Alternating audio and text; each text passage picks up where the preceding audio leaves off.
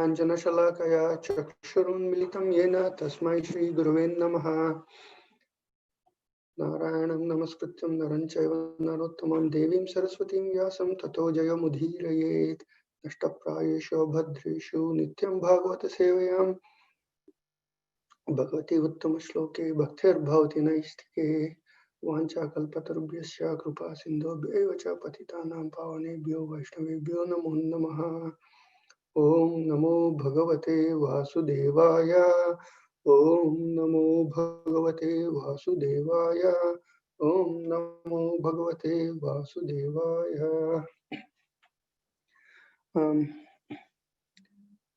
My humble request to all the assembled Vaishnavas, please give me your blessings.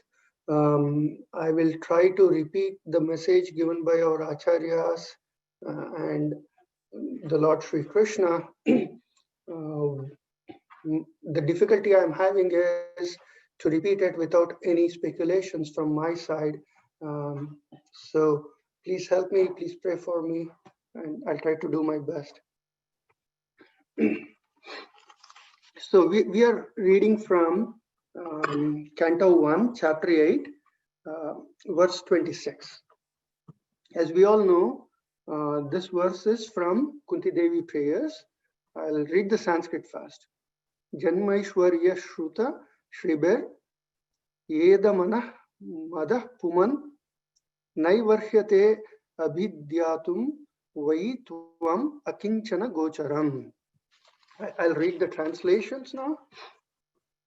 The translation is, My Lord, your Lordship can easily be approached, but only by those who are materially exhausted. One who is on the path of material progress, trying to improve himself with respectable parentage, great opulence, high education, and bodily beauty, cannot approach you with sincere feeling.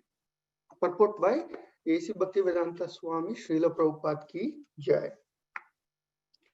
Being materially advanced means taking birth in an aristocratic family and possessing great wealth and education and attractive personal beauty. All materialistic men are mad after possessing all these material opulences, and this is known as the advancement of material civilization. But the result is that by possessing all these material assets, one becomes artificially puffed up, intoxicated by such temporary possessions. Consequently, such materially puffed up persons are incapable of uttering the holy name of the Lord by addressing him feelingly, O Govinda, O Krishna. It is said in the Shastras that by once uttering the holy name of the Lord, the sinner gets rid of a quantity of sins that he is unable to commit. Such is the power of uttering the holy name of the Lord. There is not the least exaggeration in this statement. Actually, the Lord's holy name has such powerful potency, but there is a quality to such utterances also. It depends on the quality of the feeling. A helpless man can feelingly utter the holy name of the Lord, whereas a man who utters the same holy name in great material satisfaction cannot be so sincere. A materially puffed up person may utter the holy name of the Lord occasionally, but he is incapable of uttering the name in quality. Therefore, the four principles of material advancements, namely high parentage, good wealth, high education, and attractive beauty, are, so to speak, disqualifications for the progress on the path of spiritual advancement. The material covering of the pure spirit soul is an external feature as much as a fever is an external feature of an unhealthy body. The general process is to decrease the degree of the fever and not to aggravate it by maltreatment. Sometimes it is seen that spiritually advanced persons become materially impoverished. This is no discouragement. On the other hand, such impoverishment is a good sign as much as the feeling of temperature is a good sign. The principle of life should be to decrease the degree of material intoxication, which leads one to be more and more illusioned, and the aim of life. Grossly illusioned persons are quite unfit for entrance into the kingdom of God.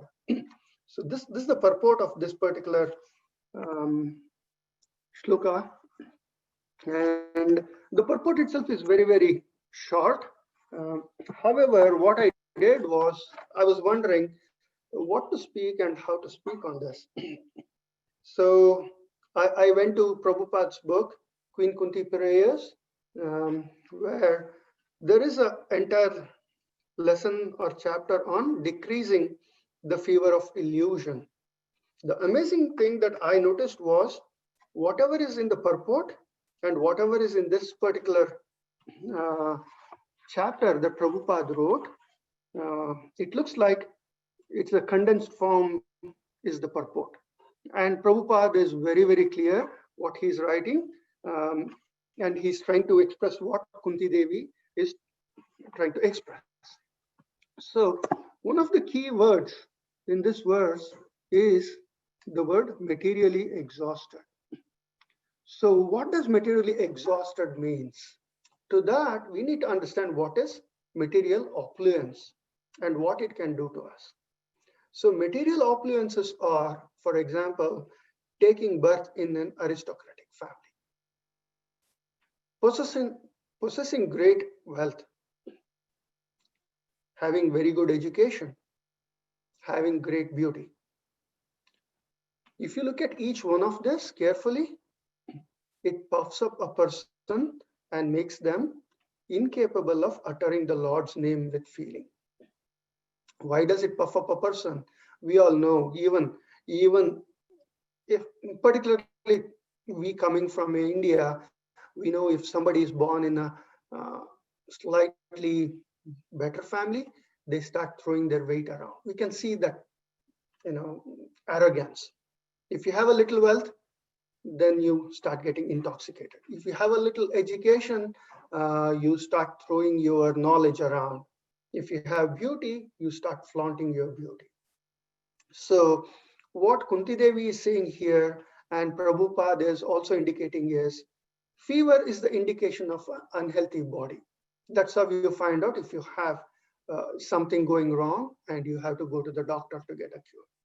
Material opulences are also an indication of unhealthy spiritual practices.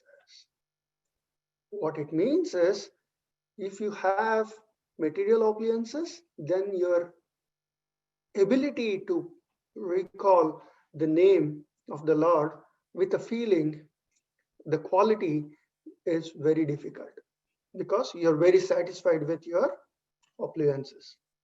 So falling temperature is a good indicator because it means your health is coming back to normal. Lessening the intoxication of material opulence is good for bhakti. The goal of life is to reduce the intoxication. It reduces illusion caused by this intoxication, and such persons are not qualified to enter the kingdom of God. Queen Kunti very clearly says, if you are intoxicated, you cannot enter the kingdom of God. Prabhupada actually brings up another analogy. He talks about dreams and compares it to intoxication. So a person in a dream is in his own world. Actually, people who are dreaming are basically on a material platform. That includes me also. It's an egotistic platform and it's a bodily platform. However, spiritual life is all about, I'm not the body. So dreams and intoxication and the spiritual practice doesn't go hand in hand. The gross body is made up of earth, water, fire, air, and ether. The subtle body is made of mind, intelligence, false ego. So there are totally 8 elements. If you look at the soul, because I'm not the body, the soul is transcendental and The soul doesn't have anything to do with these 8 elements. However, these 8 elements are also classified as the inferior energy of the Lord.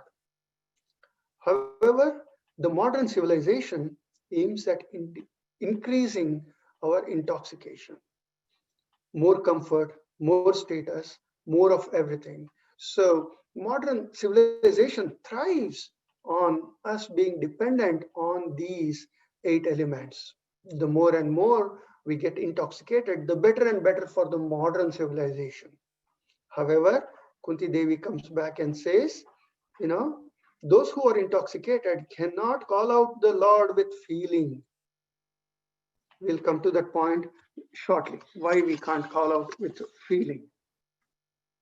The next point that comes out is about God's property. This is coming from Ishopanishad, if you all remember. Everything belongs to Krishna. Simply transforming one thing into another or something else does not make the product somebody else's own, and they cannot capitalize on it. What it really means is, if you take an example, we all know mineral water. So water is available plentifully because Krishna has given it to everyone. However, what people do is they bottle it and they sell it as if it's their own product. So this is what the modern civilization does. And there is wheat. You take the wheat, you make bread, and you sell the bread as if the bread is your own. Krishna in Bhagavad Gita 14:4 very clearly declares, I am the seed giving father, which means all living entities are his children and have an equal claim on all the property that he has created. So we saying this land is ours, this water is ours, this air is ours, that is ours, this is ours, this doesn't hold good. In Bhagavad Gita 5.18, Krishna very clearly says, a Pandit, by the virtue of true knowledge, sees with equal vision a learned person, a cow, an elephant, dog, and a dog eater, because everyone is a soul. This is the Vaishnava principle, and this is the Vaishnava worldview. We do not discriminate, and we work for the good of all. That is what we are. So we say compassion, no meat eating. Others do not agree because they are intoxicated. When they are intoxicated, they cannot hear about facts. In fact, I have a very close friend of mine. We meet once in a few months, and whenever we meet, he comes to me and he says, oh, I got a realization. And he thinks he's really getting realizations, and he says he's writing or collecting a book, and when the time comes, he's going to publish the book, and people will follow him. This is the extent of intoxication that people have. And I've not dared to ask him what the realizations are, because I don't want to go there.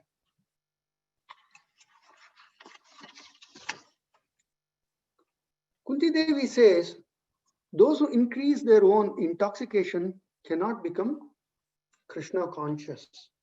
So if a devotee tries to show a materially intoxicated person, here is God, he will not be able to understand. Therefore, Kunti Devi says, Tvam akinchana gocharam, indicating to be free from intoxication caused by high birth, wealth, education, beauty is a good qualification. So we need to reduce it. Here comes the principle of Yukta Vairagya. That doesn't mean we reject the material opulences. We should actually take them and use it in the service of Krishna, like Prabhupada has so many times demonstrated to us. We need to collect the funds so we can print books and distribute them. We can build temples and distribute prasadam. We can spread the word of Krishna and Bhagavad Gita around. Prabhupada used to say, material opulences are equal to zeros. No matter how many opulences you have, they are all zeros by themselves. Krishna is equal to 1. So you put the 1 before a 0, then it has a value.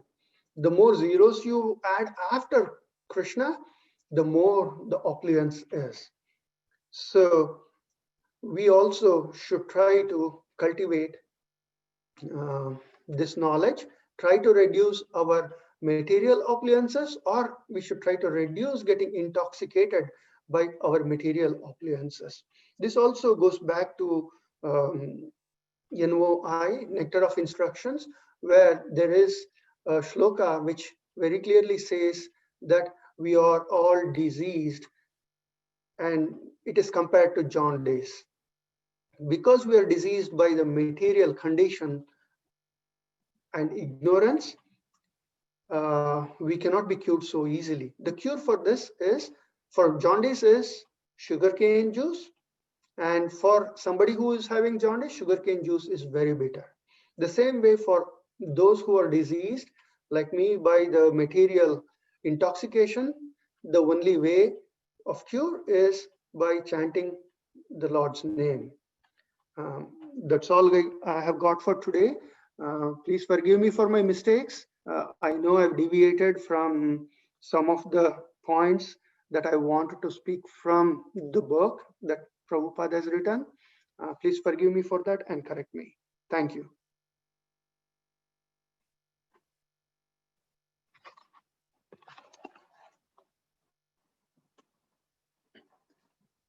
So if any other devotee or senior Vaishnava wants to make a comment, please make a comment, or any discussion you want to bring up. Hare Krishna Prabhu, Dandavat Pranam, all glories to Srila Prabhupada. Hare Krishna Prabhuji.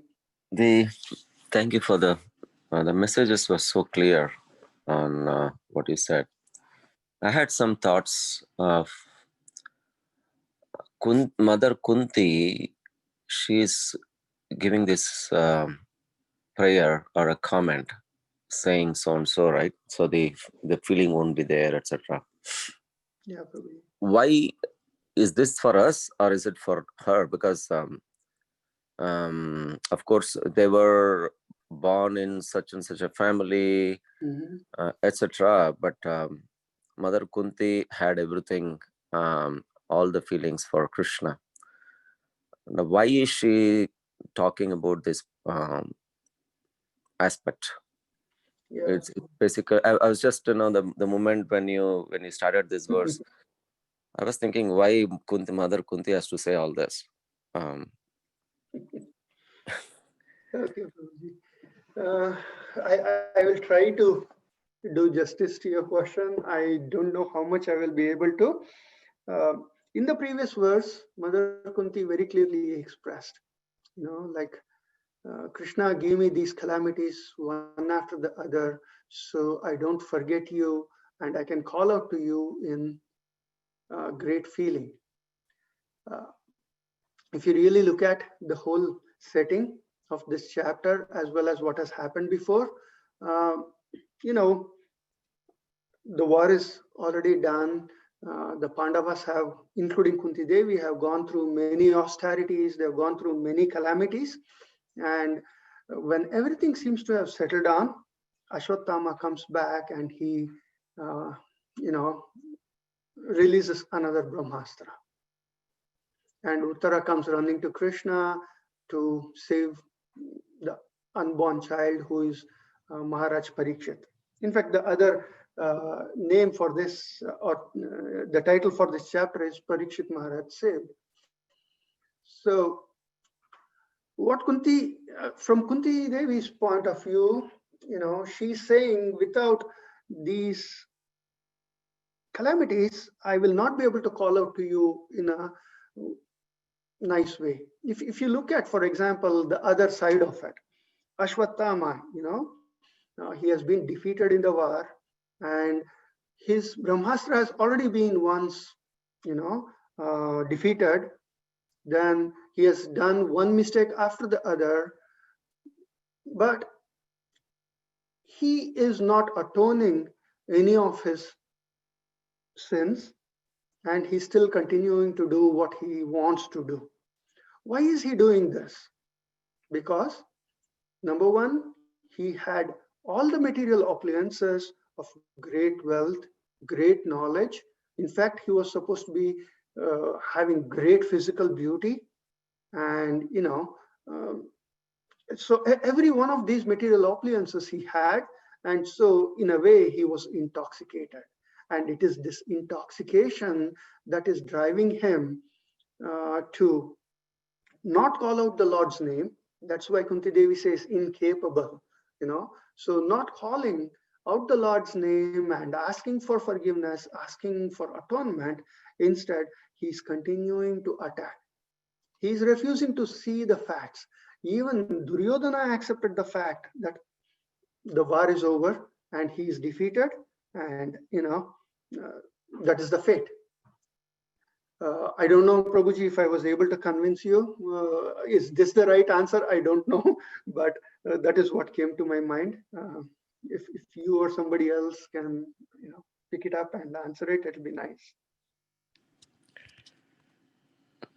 Thank you, Prabhu, for the nice thought. I don't know. I was thinking, I think she's talking about the people who have all this. They may not even utter the holy name or think about Krishna. I think it is basically talking about others, not her own.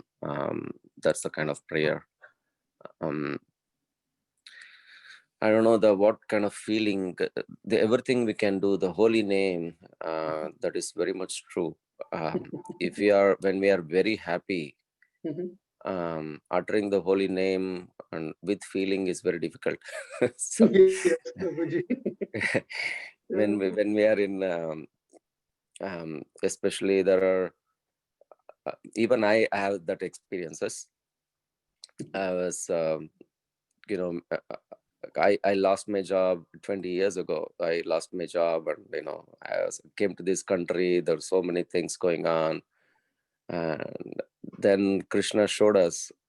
He took away everything, and then that feeling of uttering the holy name and asking was completely different than what I was before, with so much happiness, and that I can understand that part.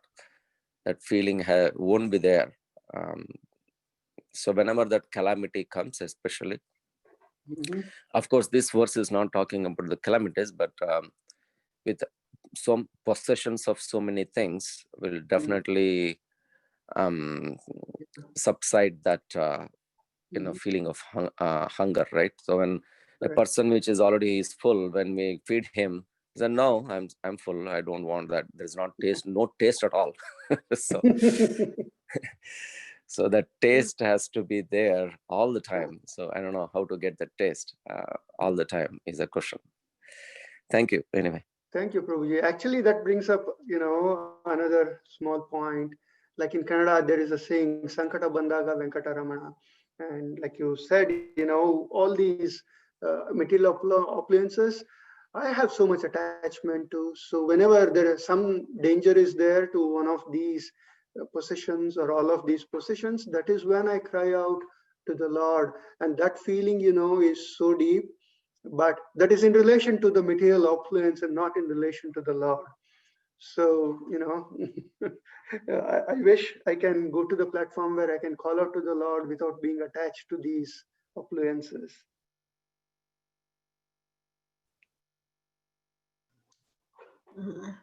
Hare Krishna, Prabhu. Hare Krishna, Please Mataji. accept my humble obeisance.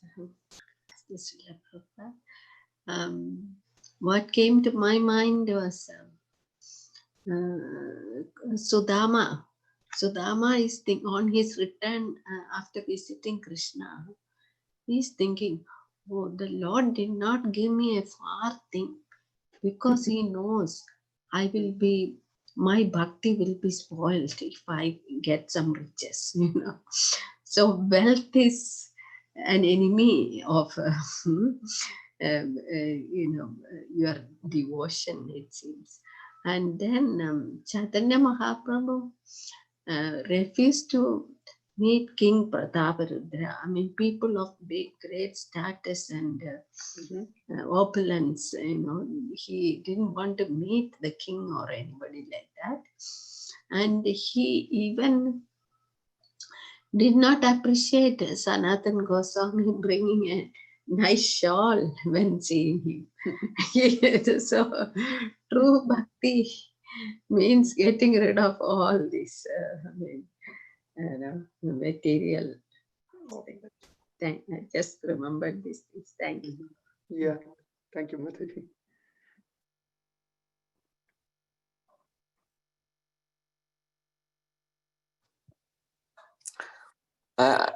Actually, any other comments with other people's devotees?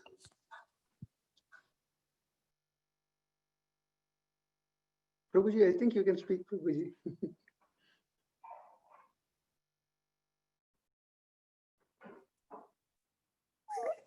Even when for Prabhupada, he took, Krishna took away the business. He was doing everything nicely, but if you really look at the way Krishna took everything in the pharmacy business, everything got lost and so on, so forth. And then Prabhupada, of course, Prabhupada had all the desire to serve Krishna, but purposely, Krishna purposely did this. And I was just relating why did Krishna do for Prabhupada like this? Any thoughts from all of you?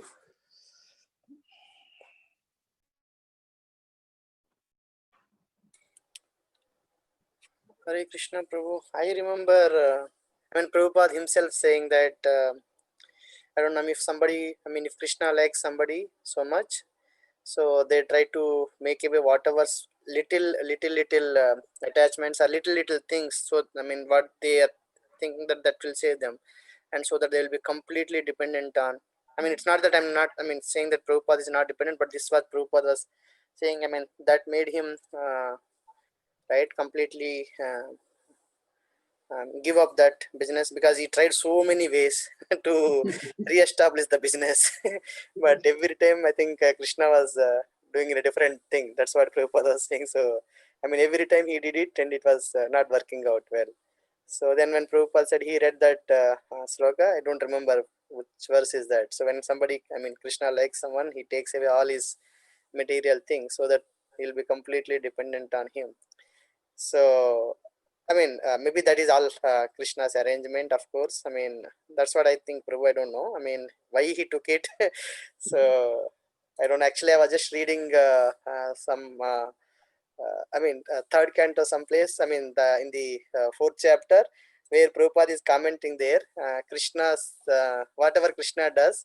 There is no way that. There are so many different things, right? So it will be very difficult for a person to understand. Even actually the sentence is that it is better to see them as they are and not to attempt to even explain to them.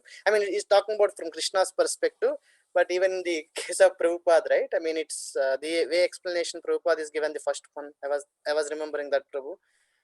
And I don't know, second one is, it's very difficult because Prabhupada is already a pure devotee. It's not like that he need a lesson like all of us need it, but it's very difficult to understand.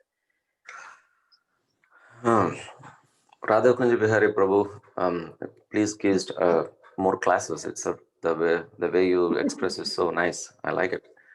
Thank you, Prabhu. Give your thoughts, Prabhu. Thank you for your blessings. I don't want to get puffed up, so I'll try to repeat the message that is there given by, our acharyas and all the other Vaishnavas. Since nobody was talking, I just thought of asking this question so that everybody can speak something. Hare Krishna, Prabhu. Please accept my humble obeisances. All glories to Srila Prabhupada. Radha Kunjabihari Prabhu, thank you so much. It's a short class, but very much to the point, and you have expressed very nicely. And Balaram Prasad Prabhu, I was just thinking in terms of the link you were mentioning, right? Like why Kunti Maharani is asking this. So I was just remembering this from one of the classes I have heard. So she was mentioning about Lord's protection. And then she was going through all the difficulties, calamities that she had gone through. And she's asking those calamities because she wanted to see, as Mohan Leela Prabhu nicely explained yesterday. I think this verse in that connection, Prabhu, is actually, she is addressing the so-called security in material world is actually danger. So she was telling the dangers are actually making the devotees to see the Lord. On the next connection, next section, she's describing what's the real qualification to approach the Lord. And in that sense, when we perceive some material shelters as our security, that actually can take us away from the Lord. So that's one thing I was thinking for that, Prabhu. And for this thing, I actually am thinking similar to Lingaraj Prabhu's thing. For Prabhupada's case, this happened, but His Holiness Rampa Swami Maharaj, just the other day, I think he was describing about Amarish Prabhu, the fourth descendant, how he's serving. I mean, he is, I don't know how many of you like have heard his discussions or the way he was serving. Very amazing. So I'm actually thinking why Krishna does to whom. I think it's really up to him. As we know, like Prahlad Maharaj case, the protection looked different, and Parikshit Maharaj case, the protection looked different. But in both the cases, both of them are completely dependent, and the Lord's protection is fully there. And in the similar way, like Sudama's case, and probably, I don't know, Yudhishthir Maharaj or Maharaj Ambarish, they had like full, opulences, but yet they're completely dedicated and fully serving. That's actually telling me that Krishna can choose to reciprocate and, put the devotee in any kind of situation, whatever way he wants. Still, I think what probably he wants us to understand is it doesn't really depend on the material circumstances. Either way, whether you're fully opulent or whether you're fully in difficulties, that surrender and protection shown by these elevated devotees is something we have to learn. That's what I'm thinking, Prabhu. Thank you so much for bringing up that. Thank you, Mataji. I think we have all this. Suppose if we have all this, some people get puffed up. So Krishna knows who will get puffed up with what. That's what I'm thinking. One thing, Prabhuji, I was long time ago, I read Leelamrita, and for Prabhupada, Krishna doesn't just take away his business. There's so many things Prabhupada tries to do, even with publishing Srimad Bhagavatam, Bhagavad Gita, propagating the message in India. Then he tries to even go to Japan and so many other places, and none of it works for him. The only one that works for him is the one that was the instruction he got from Bhaktisiddhanta Saraswati Thakur, his Guru Maharaj. And that is, so somehow or the other, Krishna was steering Prabhupada. This is my takeaway from that book. I may be wrong, I may be speculating right now, but what I feel is strongly each one of those steps, if you look at it, and Prabhupada expresses it in multiple places. He is being asked by Krishna to go to the Western world, to propagate it and do those, and I think that is the reason why what happened to Prabhupada in those sequences happened in that particular order.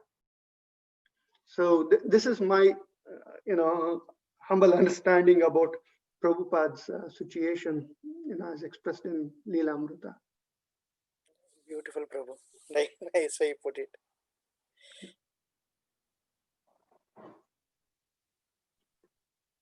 Okay, Prabhuji, it is 7:35 almost.